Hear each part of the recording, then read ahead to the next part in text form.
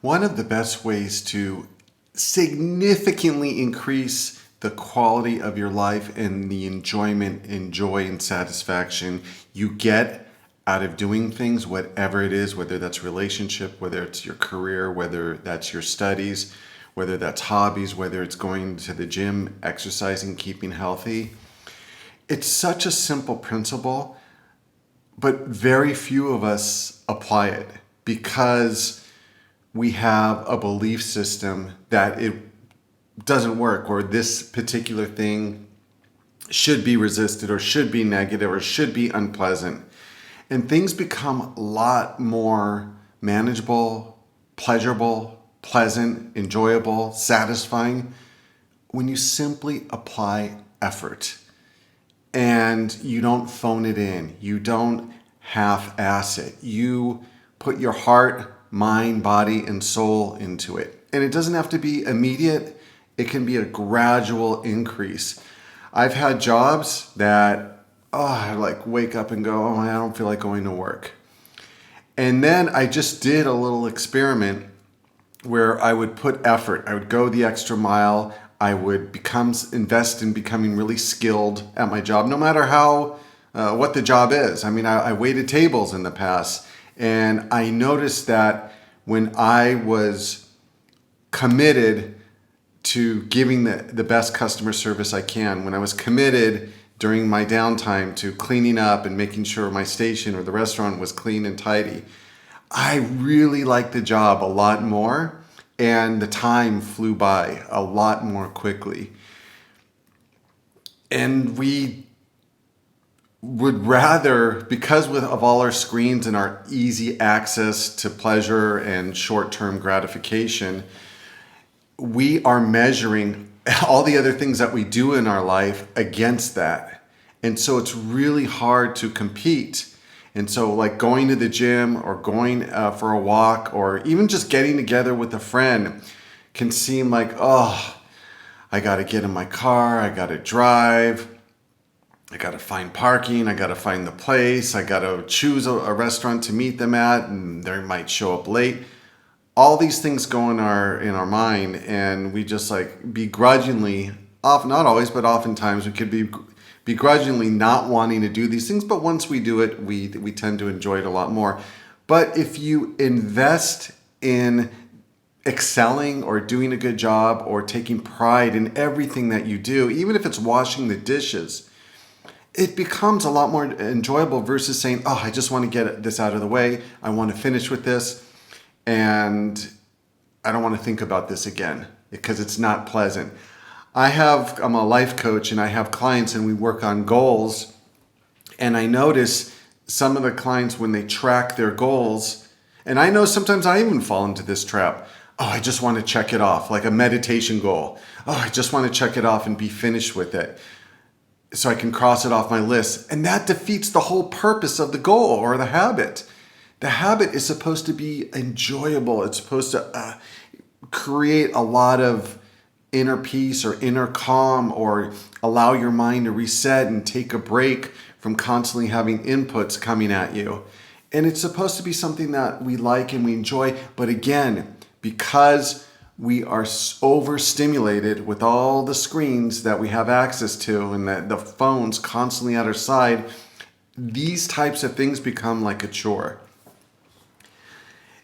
And it doesn't have to be. So it's really, life just becomes a lot more satisfying when you apply these principles. Now, let's take it a step further, even in relationships. So I coach couples in relationships. I coach individuals about their relationships, their girlfriend, boyfriend, husband, wife. And the thing that I notice when relationships start to go in the decline, one, there's a breakdown of communication. And what happens? People just start storing frustration, anger, resentment, annoyance. And it's just a cumulative effect. I give the analogy of a relationship's like a huge redwood tree. And every time you do something that upsets the person, or the person feels like you're not listening to them, or you don't care about them, or you're not taking their needs into concern, or you're not loving them, it's like a little chop. Arguments, it's like a little chop. Now, every relationship has arguments, and really what matters is how you come out of the argument. And because you could grow and really build deep roots to keep that tree anchored. But each time it's just it's a little chop. And so what I encourage my clients to do is, even if the relationship feels like it's drifting apart, invest in the relationship. Go the extra mile. Do the little things that your partner appreciates. Minimize the things that annoy your partner, frustrate them, or cause you to fight. Act like you really care. And even if the relationship's in a place where like you don't care, and this doesn't even have to be a romantic partner. This could be with friends, it could be family. But if you invest in it and you put your heart in it, and you ask yourself the question, what can I do to make them happy?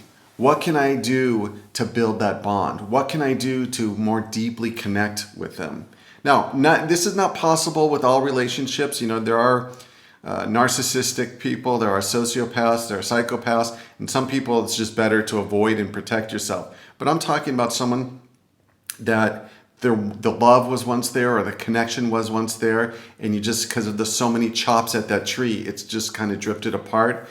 And you start investing in that relationship, you start caring about it, really what it is, you start putting effort into it.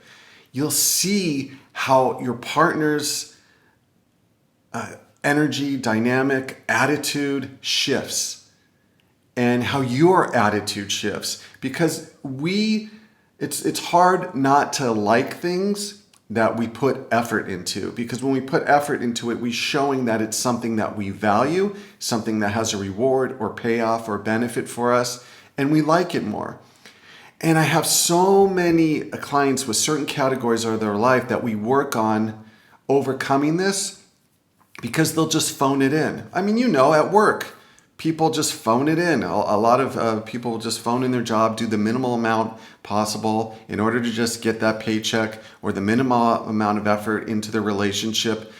And it's a short-term gain for long-term pain, because you're slowly eroding or destroying the relationship. And man, effort and action solve so many problems, so many issues in our personal lives, with ourselves, with other people, with our career, with our schooling. I have clients that are going to school and going to university because they just don't have any other option. They don't know what else they want to do, and it's kind of like a societal expectation, parental expectation. Hey, after you graduate high school, you go to university. And so they'll just phone it in. They'll just kind of half-ass it. And what I'll tell them is, I'll encourage them, hey, even if you're not enjoying it and it's not exactly what you want to do, either leave school and don't do it, or put your heart in it. But sitting in the middle, you don't get the benefit of either. And so doing things like joining study groups, sitting in the front of the class. That's when I was in university, it's the one thing that always really helped me. I would always sit in front of the class. I would engage, I would ask questions, I would take notes, I would talk to other people before and after class about the material if I didn't understand something or I had any questions.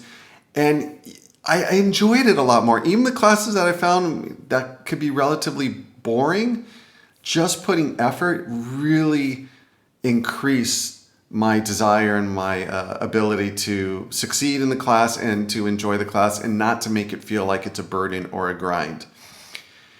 And this will be a little bit surprising for people that are not accustomed to you doing this, but it's very, very empowering. And the thing that you want to do is set yourself up for success. So if you're overwhelmed, if you're burning the candle at both ends, if you don't have the energy, you're not going to be able to put effort into things. So managing your energy levels are absolutely crucial. Getting good sleep, eating well, exercising, and applying Warren Buffett's principle of successful people say no to just about everything. Because most people have way too much on their plate, and then they're so exhausted or so drained or so overwhelmed or just want to escape, they go to screens. They go to their phones, they go to video games, they go to internet, whatever it is, social media, and it just doesn't leave you fulfilling. Putting effort in your life and having a sense of accomplishment, whoa, it feels so good. It's hard to start. It's hard to initiate it. Like even just making this video, there was a ton of other things that were more pleasurable that I'd rather do. Well, once I start making the video, I absolutely love it. After I finish the video, after I upload the video, after I read your comments, see the likes, it's very, very rewarding. I'm like, oh my God, I'm so glad I did that and put effort into making this video. Yeah, so managing your energy is really important. And then just setting mini goals. It's not like a light switch where you have to flip it on right away. You just say, hey, what's one little thing I can do in the relationship? Having a date night, or bringing home a meal my wife or my husband really likes, or cleaning up or something like that. Start small and just create that momentum. But you'll be amazed. Yeah, just acting as if is a huge game changer if you're not feeling it. All right, so that's about it. I'd love to hear if you've been able to apply this principle, how it's worked for you, and does it change how you feel about the things you do? Or come back to this after a week and comment in this video. Comments, likes, subscriptions really help to grow the channel. So if you enjoy it, please do it. If you'd like to support the channel, there is a PayPal link in the description. And if you'd like a very affordable life coaching, just email me. The consultation's free. The first session's 50% off, and pretty much anybody can afford it. It's really affordable, and everybody benefits from it. Thanks for watching. I appreciate you all, and look forward to the next time. Bye-bye.